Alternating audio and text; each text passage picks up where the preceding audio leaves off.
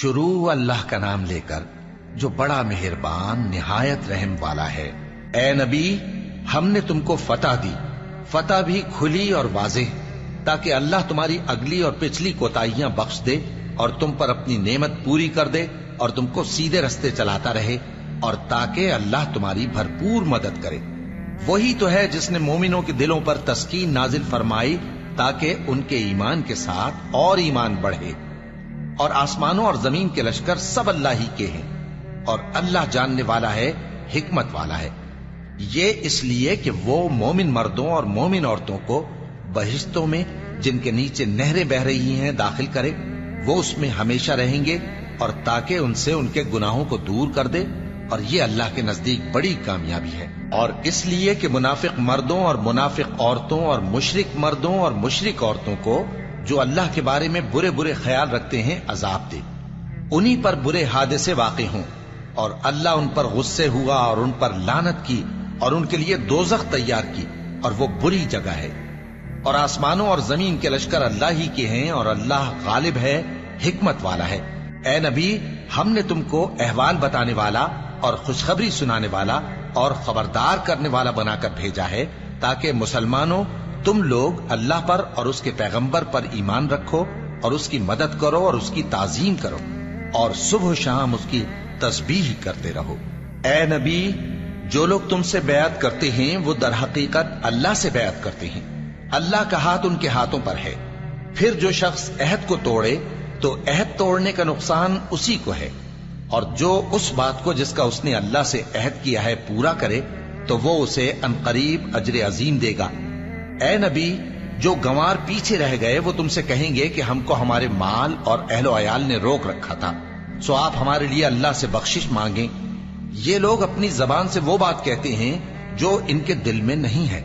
کہہ دو کہ اگر اللہ تم لوگوں کو نقصان پہنچانا چاہے یا تمہیں فائدہ پہنچانے کا ارادہ فرمائے تو کون ہے جو اس کے سامنے تمہارے لیے کسی بات کا کچھ اختیار رکھے؟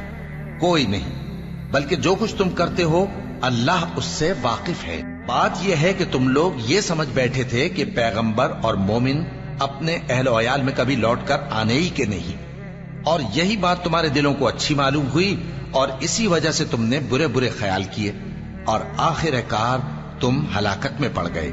اور جو شخص اللہ پر اور اس کے پیغمبر پر ایمان نہ لائے تو ہم نے ایسے کافروں کے لیے آگ تیار کر رکھی ہے، اور آسمانوں اور زمین کی حکومت اللہ ہی کی ہے، وہ جسے چاہے بخشے اور جسے چاہے سزا دے، اور اللہ بخشنے والا ہے، مہربان ہے۔ جب تم لوگ مال غنیمت لینے چلو گے تو جو لوگ پیچھے رہ گئے تھے وہ کہیں گے ہمیں بھی اجازت دیجئے کہ آپ کے ساتھ چلیں۔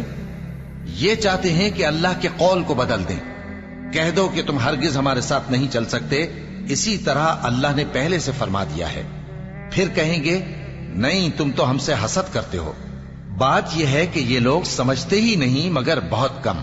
اے نبی، جو گنوار پیچھے رہ گئے تھے ان سے کہہ دو کہ تم جلد ایک سخت جنگجو قوم کے ساتھ جنگ کے لیے بلائے جاؤ گے، ان سے تم یا تو جنگ کرتے رہو گے یا وہ ہار مان لیں گے۔ اگر تم حکم مانو گے تو اللہ تم کو اچھا بدلہ دے گا، اور اگر منہ پھیر لو گے جیسے پہلی دفعہ پھیرا تھا تو وہ تم کو بڑی تکلیف کی سزا دے گا۔ نہ تو اندھے پر سختی ہے سفر جنگ سے پیچھے رہ جانے میں، اور نہ لنگڑے پر اور نہ بیمار پر سختی ہے، اور جو شخص اللہ اور اس کے پیغمبر کے فرمان پر چلے گا اللہ اس کو بہشتوں میں داخل کرے گا جن کے نیچے نہریں بہ رہی ہیں، اور جو روگردانی کرے گا وہ اسے دردناک عذاب دے گا۔ اے پیغمبر، جب مومن تم سے اس درخت کے نیچے بیعت کر رہے تھے تو اللہ ان سے خوش ہوا، اور جو صدق و خلوص ان کے دلوں میں تھا وہ اس نے معلوم کر لیا تو ان پر تسکین نازل فرمائی اور انہیں جلد فتح عنایت کی، اور بہت سی غنیمتیں وہ آئندہ بھی حاصل کریں گے، اور اللہ غالب ہے، حکمت والا ہے۔ اللہ نے تم سے بہت سی غنیمتوں کا وعدہ فرمایا ہے کہ تم ان کو حاصل کرو گے، پھر اس نے یہ غنیمت تمہیں جلدی سے دلوا دی اور لوگوں کے ہاتھ تم سے روک دیے۔ غرض یہ تھی کہ یہ مومنوں کے لیے اللہ کی قدرت کا نمونہ بن جائے اور وہ تم کو سیدھے رستے پر چلائے، اور کچھ اور غنیمتیں دے گا جن پر تم قدرت نہیں رکھتے، اور وہ اللہ ہی کی قدرت میں ہیں، اور اللہ ہر چیز پر قادر ہے۔ اور اگر تم سے کافر لڑتے تو وہ پیٹ پھیر کر بھاگ جاتے، پھر وہ کسی کو نہ دوست پاتے اور نہ مددگار۔ یہی اللہ کی عادت ہے جو پہلے سے چلی آتی ہے، اور تم اللہ کی عادت میں کبھی تبدیلی نہ پاؤ گے۔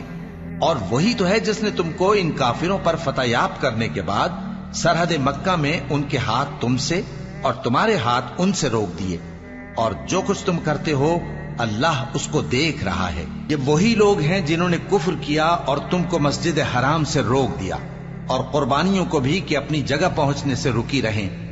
اور اگر ایسے مسلمان مرد اور مسلمان عورتیں نہ ہوتی جن کو تم جانتے نہ تھے کہ اگر تم ان کو پامال کر دیتے تو تم کو ان کی طرف سے بے خبری میں نقصان پہنچ جاتا، تو بھی تمہارے ہاتھ فتح رہتی، مگر تاخیر اس لیے ہوئی کہ اللہ اپنی رحمت میں جس کو چاہے داخل کر لے۔ اور اگر دونوں فریق الگ الگ ہو جاتے تو جو ان میں کافر تھے ان کو ہم دکھ دینے والا عذاب دیتے۔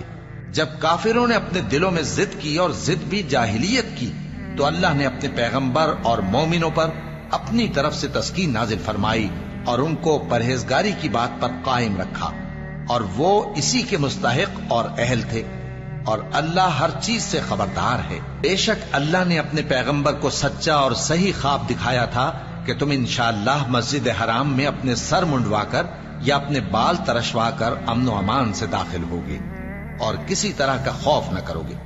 جو بات تم نہیں جانتے تھے اللہ کو معلوم تھی، سو اس نے اس سے پہلے ہی جلد ایک فتح عطا فرمائی۔